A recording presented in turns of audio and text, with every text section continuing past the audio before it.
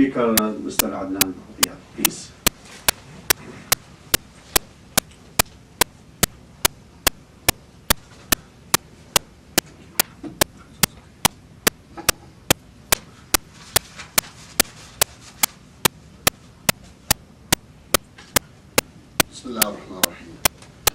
First, I would like to thank the organizers of this event very much for the opportunity to join you here today.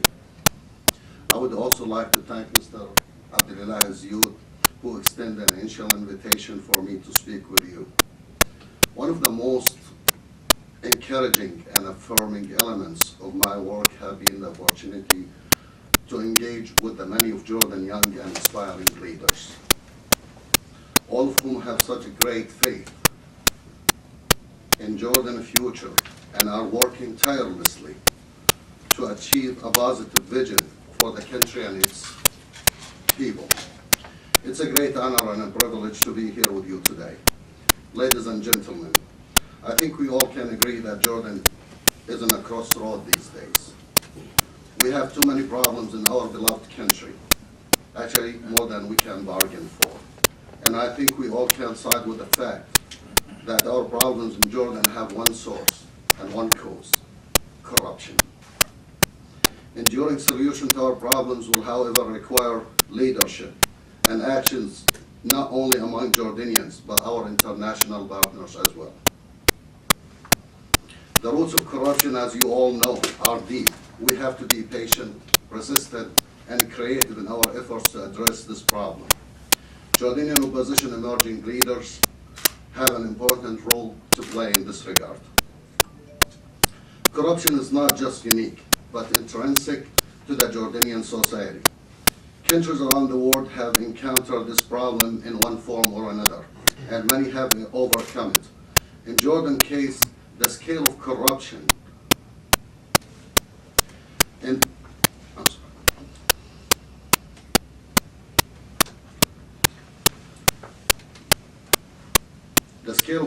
is prevailing across the country's public and private sectors is a product in large measures of the corruption in the royal family.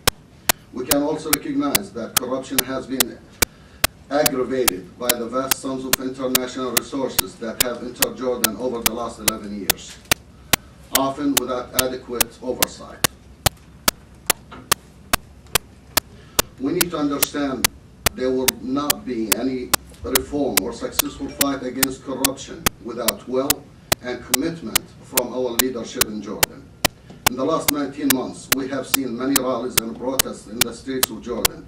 People are fed up with corruption and promises for reform and have not yet to see any actions. In Jordan, our leadership has proven time over time that it's part of the problem, not part of the solution. In fact, our leadership is responsible for the vast majority of our problems and has not yet to show any willingness to be part of the solution. The royal family count in Jordan is approximately 500 people, but they use about 12% of our yearly budget. The king and queen's lavish lifestyle is above and beyond what Jordan can afford. In Jordan, whole cities, villages, influx of Palestinian refugees and recently Iraqi refugees are lacking basic human needs because the government simply can't afford it, while the elite of the nation is abusing the aids they receive for their own personal luxury. Remember that Jordan have a scarce amount of water. The king, who became the 8th largest real estate owner in the world in just 10 years, has countless luxury cars and airplanes. And here I would like to know the king used his airplane, the Airbus airplane, that cost our taxpayers $245 million. $245 million, that's 1.5% of our yearly budget. People of Jordan are questioning the Hashemite regime, if the Hashemite regime can carry a reform in Jordan. You're a little bit too late. Sorry about that. I'm very sorry. It's okay.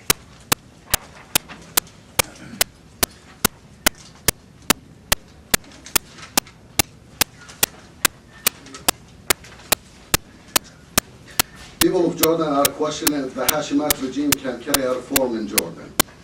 The answer to this question will be a quote from the King Abdullah answer to the Times interview in November 14, 2011, talking about the Syrian regime, actually. I'm quoting now, "If the regime changes, it falls apart." And the king is questioning if the system allows somebody with a reform in his blood to do that. And he answered, "I don't think the system will allow for that."